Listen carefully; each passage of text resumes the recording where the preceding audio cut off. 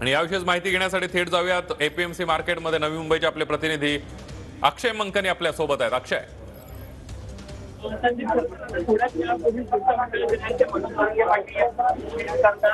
मनोज जरांगे पाटील यांची भेट घेण्याकरता एपीएमसी मार्केटच्या संपूर्ण कार्यालयामध्ये दाखल झालेले या शिष्टमंडळामध्ये समाज कल्याण विभागाचे जे सचिव आहेत सुमंत भांगे, जे काल आज सकाळपासूनच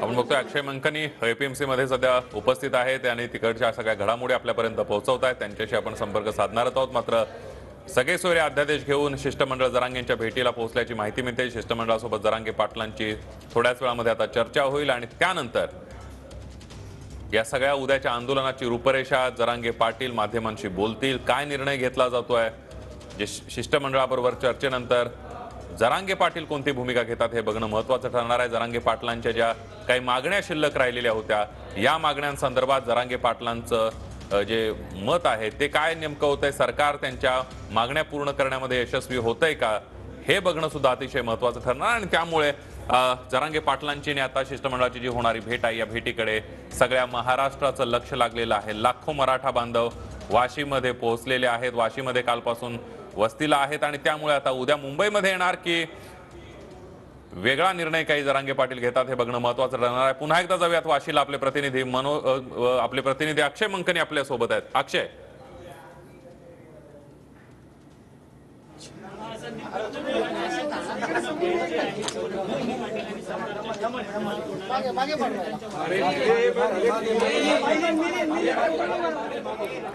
अक्षय मंकनी यांच्यापर्यंत आमचा आवाज पोहोचत नाही, मात्र अक्षयकडून या सगळ्या संदर्भातले अपडेट घेत राहणार आहोत। आणि या सगळ्यामध्ये आपण जर बघितलं तर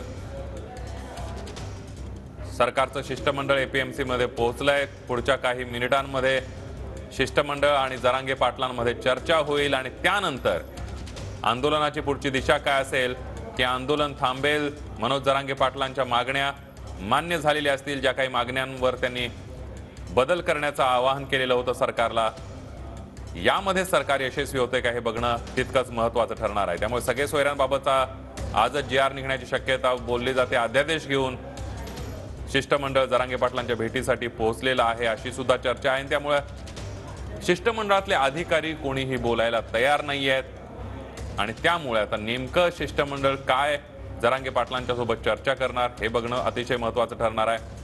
तर दुसरीकडे मंगेश चिवटे यांनी आजच आनंदाची बातमी मिळेल असा प्रकारचं सुचोवाच सुद्धा केलेला आहे आणि त्यामुळे काहीतरी पॉझिटिव्ह चर्चा होण्याची आशा वर्तवली जाते आणि त्यामुळे जरांगे पाटील आणि शिष्टमंडळाची जी बैठक होणार आहे त्याकडे सगळ्या महाराष्ट्राचं लक्ष लागलेलं आहे। कारण लाखोंच्या संख्येनं मराठा बांधव मुंबईच्या वेशीवर थांबलेला आहे। वाशीच्या एपीएमसी मार्केटमध्ये जरांगे पाटलांची आज दुपारी भव्य अशी सभा पार पडली।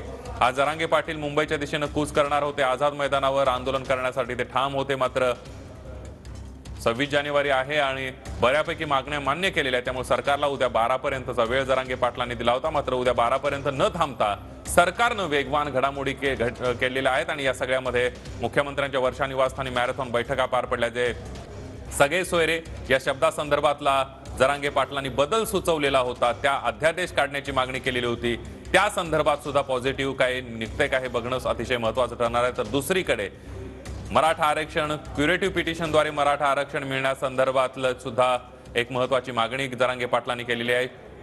सगळ्या मराठा मुलांना KG to PG पर्यंत शिक्षण पूर्णपणे मोफत देण्याची मागणी जरांगे पाटलांची आहे। त्या मागणी संदर्भात सुद्धा काय सरकारनं भूमिका घेतली बघणं महत्त्वाचं ठरणार आहे। पुन्हा एकदा जाऊयात आपले प्रतिनिधी अक्षय मंकनी आपल्या सोबत आहेत। अक्षय,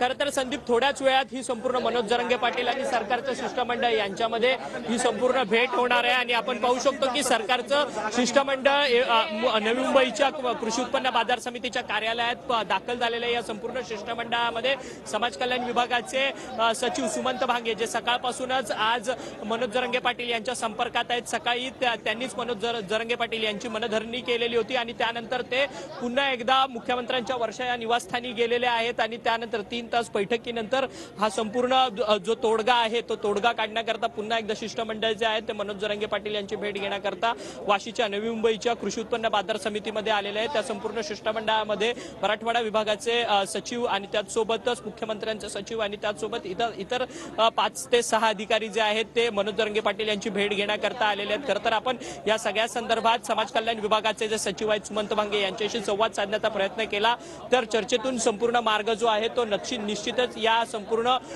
निघेल असं त्यांचा असा विश्वास त्यांनी व्यक्त केला। त्याचसोबतच मी या सगळ्या निर्णयाच्या संदर्भात काही बोलणार नाही, थेट मनोज जरांगे पाटील माध्यमांशी या सगळ्या सरकारने घेतलेल्या निर्णयाच्या संदर्भात माहिती देतील असं देखील त्यांनी सांगितलेलं आहे। आणि थोड्याच वेळात ही संपूर्ण भेट जी आहे ती वाशीच्या नवी मुंबई कृषी उत्पन्न बाजार समितीमध्ये होणार आहे आणि ही संपूर्ण मराठा समाजाची गर्दी आपण पाहू शकतो की एकीकडे मनोज जरांगे पाटील यांना भेटण्याकरता मराठा समाजाचे कार्यकर्ते जे आहेत ते मोठ्या संख्येने जमलेले आहेत आणि दुसरीकडे शिष्टमंडळ जे आहे ते दाखल झालेले आहे आणि